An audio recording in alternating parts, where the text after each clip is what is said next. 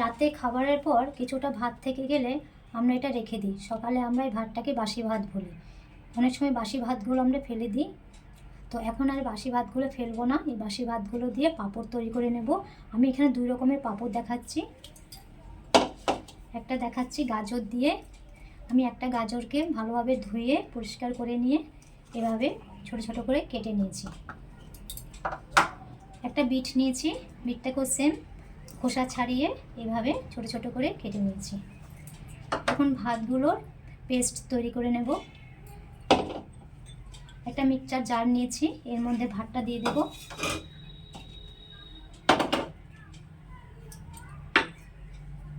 একটা চামচের সাহায্যে কিছুটা ভাত মিক্সচার জারে দিয়ে দিচ্ছি।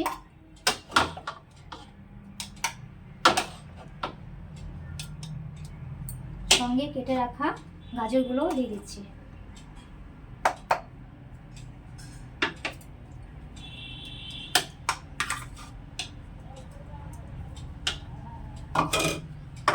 এখন সামান্য একটু জল দেব, জল দিয়ে এটা পেস্ট তৈরি করে নেব।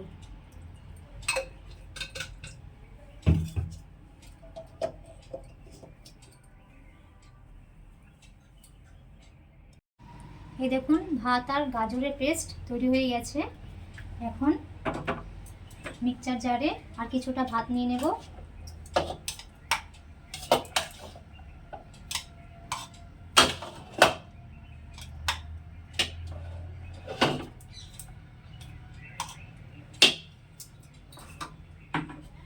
এখন এর মধ্যে কেটে রাখা বিটের টুকরোগুলো দিয়ে দিচ্ছি।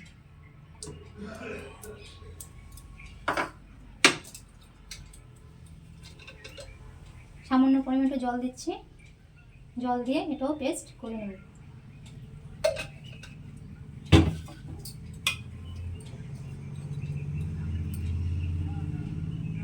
এই দেখুন বিট আর ভাতের পেস্টও রেডি। এখন চলুন পাঁপড়গুলো তৈরি করে নেব। এই দেখুন এই বাটির মধ্যে বিটের পেস্টটা আমি ঢেলে নিয়েছি। দেখুন এরকম গাঢ় হবে। এই দেখুন আপনারা দেখে বুঝতে পাচ্ছেন যে গাঢ়টা কতটুকু। এই দেখুন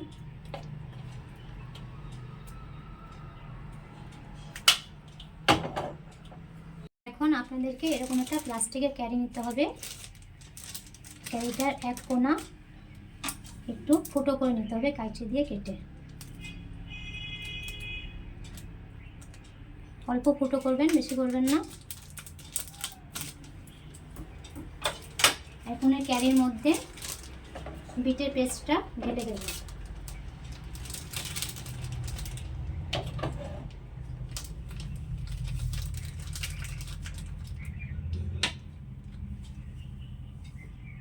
এই দেখুন এখানে আমি একটা থালা নিয়েছি। এখন এই থালার মধ্যে পাঁপড়গুলো দিয়ে নেব।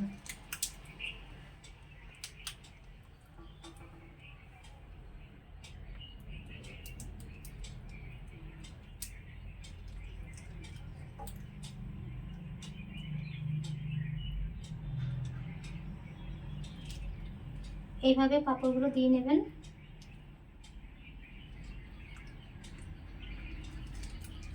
আপনারা আপনাদের পছন্দ মতো নকশা করেও দিতে পারেন।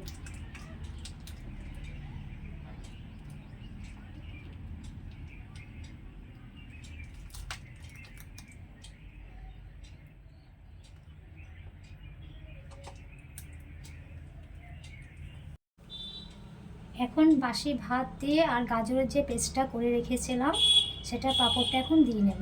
আপনাদেরকে একটু ঘনত্বটা দেখিয়ে দিচ্ছি। এই দেখুন একটু আঠা আঠা হবে।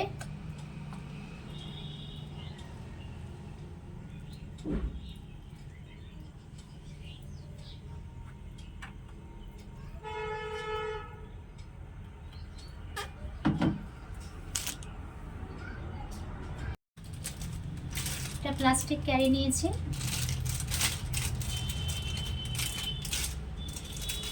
এই ক্যারিটার এক কোণা কাঁচি দিয়ে একটু ফুটো করে নিয়েছি। এখন এর মধ্যে গাজরের পেস্টটা দিয়ে দেব।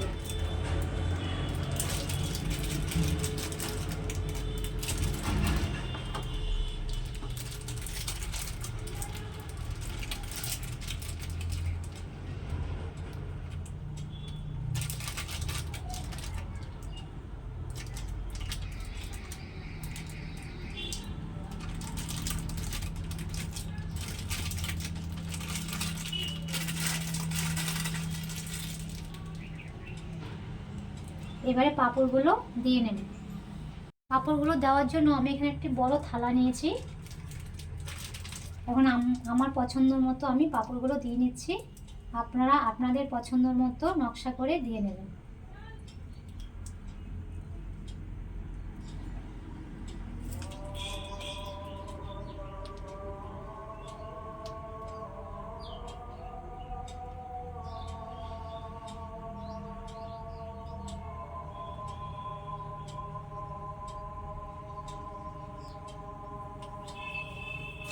এই দেখুন সব পাঁপড়গুলো দেওয়া হয়ে গেছে। এখন পাঁপড়গুলোকে রোদের মধ্যে দিয়ে দিয়েছি, 3-4 দিন রোদ লাগিয়ে নেব। বিটের পাঁপড়টাও এখানে দিয়ে নিয়েছি, এটাও 3-4 দিন রোদ লাগিয়ে নেব। এই দেখুন রোদে শুকানোর পর পাঁপড়গুলো দেখুন।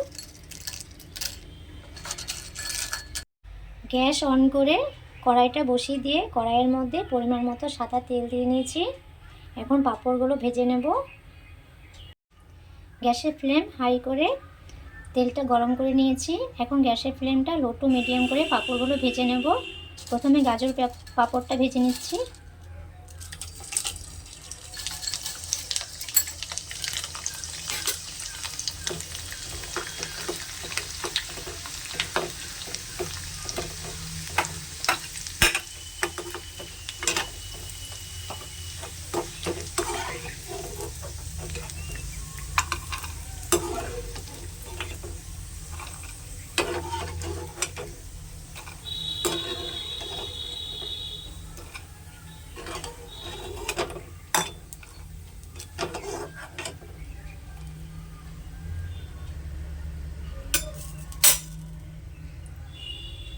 এখন বিটের পাঁপড়টা ভেজে নেব।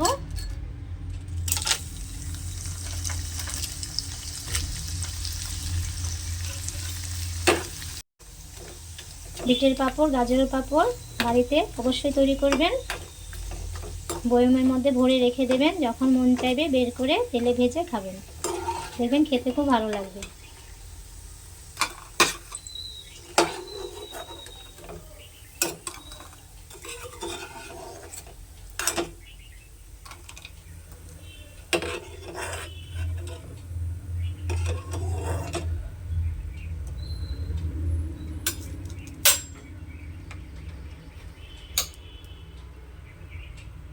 আশা করছি আজকের পর থেকে বাসি ভাতগুলো ফেলে দেবেন না।